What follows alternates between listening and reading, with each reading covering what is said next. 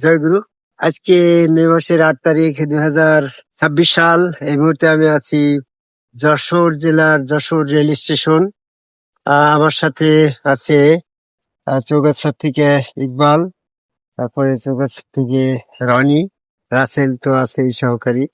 তো একটা বিষয় আমি বলতে চাচ্ছি, মানুষ এই দিন সম্পর্কে মিথ্যা কিছু ধারণা পোষণ করে, এমনকি মৃত্যুর এই আগ মুহূর্ত পর্যন্ত অনেকেই মিথ্যা ধারণ পোষণ করে মৃত্যুবরণ করে।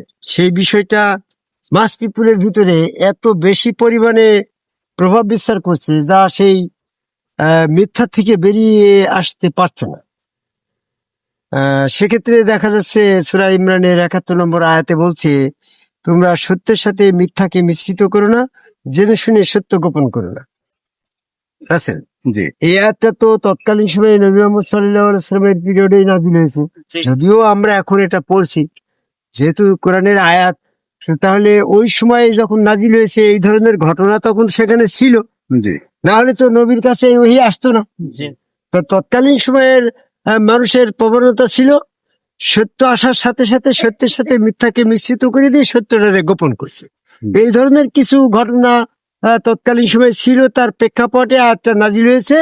এই আয়াতটাকে দিয়ে বর্তমান প্রেক্ষাপটকে আমি তুলে ধরতে চাচ্ছি। যেমন আমি ক্লাস 7 থেকে 5 ওয়াক্ত নামাজ পড়ছি, আর যতটুকু পারছি ইবাদত বন্দেগী করছি।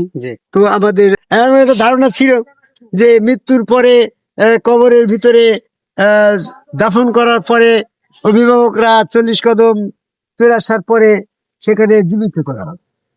জীবিত করে প্রশ্ন করা হবে তিনটা, মান রব্বুকা মান দিনুকা মান হাজারা জুলুন। তোমার রবকে, তোমার দিন কি? নবী মুহাম্মদ সাল্লাল্লাহু আলাইহি ওয়াসাল্লামের চেহারা মুবারক দেখি বলবে মান হাজারা, ইনারে চেনো কিনা? এই তিনটি প্রশ্ন উত্তর দিতে পারলে রোজ কিয়ামত পর্যন্ত কবরে শান্তি বেহেশতের দরজা খুলে যাবে। আবার যারা প্রশ্ন উত্তর দিতে পারবে না তাদের রোজ কিয়ামত পর্যন্ত শাস্তি হবে। এই যে আমরা জেনে শুনেই কিন্তু 5 ওয়াক্ত নামাজ কায়দা করে তাহাজ্জুদ পর্যন্ত পড়িস গো। তো আমি এখন কোরআন গবেষণা করে দেখলাম, এই ধরনের সহজ প্রশ্ন যদি ইবলিসকে করা হতো যে মান রাব্বুকা, তোমার রব কি? তো ইবলিস বলবে আমার রব আল্লাহ, সূরা হিজরের 36 নম্বর আয়াত। তো অনেকে বলে যে ওই ইবলিস আল্লাহকে রব বলে মানতো লানতি ঘোষণার আগে, লানতি ঘোষণার পরে তো আর আল্লাহকে রব বলিনি। তার অ্যান্সারটা আমি দিই, সূরা হিজরের 36 নম্বর আয়াতে বলছে, তাকে যখন লান্নতি ঘোষণা করে বেঁচে থেকে বহিষ্কারের ঘোষণা হইলো, তখন বলছে হে প্রভু, হে রব, আমাকে অবকাশ দিন। তাহলে কি হইলো? লান্নতি ঘোষণার পরেও তো সে আল্লাহকেই রব বলছে, এবং সে আল্লাহকেই সেজদা করে। সূরা রাদের 15 নম্বর আয়াত, আসমান জমিনে যা কিছু আছে সকলে আল্লাহকে সেজদা করে। তাই আসমান জমিনের ভিতর তো ইবলিসও পড়ে। আসমান জমিনে যা কিছু আছে সকলে আল্লাহর কাছে আত্মসমর্পণ করে, সূরা ইমরানের 83 নম্বর আয়াত। এই আয়াত অনুসারে তো ইবলিসও তো আল্লাহর কাছে আত্মসমর্পণ করে, কারণ ইবলিস তার আসমান জমিনের বাইরে না। তাহলে আসমান জমিনের ভিতরে থাকা অবস্থায় সে আল্লাহর কাছে আত্মসমর্পণ করছে, আল্লাহকেই প্রভু বলছে। তাকে যদি প্রশ্ন করা হয় যে মান রাব্বুকা, তোমার রব কে? সে বলবে আমার রব আল্লাহ। তাহলে সে তো ফার্স্ট একটা নম্বর পেয়ে গেল। মান দিনুকা, তোমার দিন কি? তোমার আমার দিন ইসলাম। ইসলাম মানে তো আত্মসমর্পণ। অনেকে বলে ইসলাম মানে শান্তি, আসলে ব্যাকরণের জ্ঞান নেই, ভাষা জ্ঞান নেই। আসসালামু আলাইকুম, আরে আসসালামু আলাইকুম যে তো তোমার পরে শান্তি বর্ষিত। আর এই শান্তি যদি ইসলাম মানে শান্তি হয়, তাহলে ভাষাগত বিশ্লেষণে যে গুজামিল হয়ে গেল না? ইসলাম শব্দ হচ্ছে আসলাম থেকে ইসলাম, যিনি আত্মসমর্পণ করলো তিনি ইসলাম। তে ইবলিস তো আল্লাহর কাছে আত্মসমর্পণ করে, সূরা ইমরানের 83 নম্বর আয়াত। কারণ আসমান জমিনে সবাই তো আল্লাহর কাছে আত্মসমর্পণ করছে। তাহলে ইবলিস তো বলবো আমার দিন ইসলাম। তো তাহলে এখানে এই প্রশ্নের অ্যান্সারও তো সে পেয়ে গেল। আর নবী মুহাম্মদ সাল্লাল্লাহু আলাইহি ওয়াসাল্লামের চেহারা দেখে যদি বলা হয় মান হাজারা জুলুন, এই লোকটা চেনো? তো চিনি, ইনি নবী মুহাম্মদ সাল্লাল্লাহু আলাইহি ওয়াসাল্লাম, কতবার দেখলাম।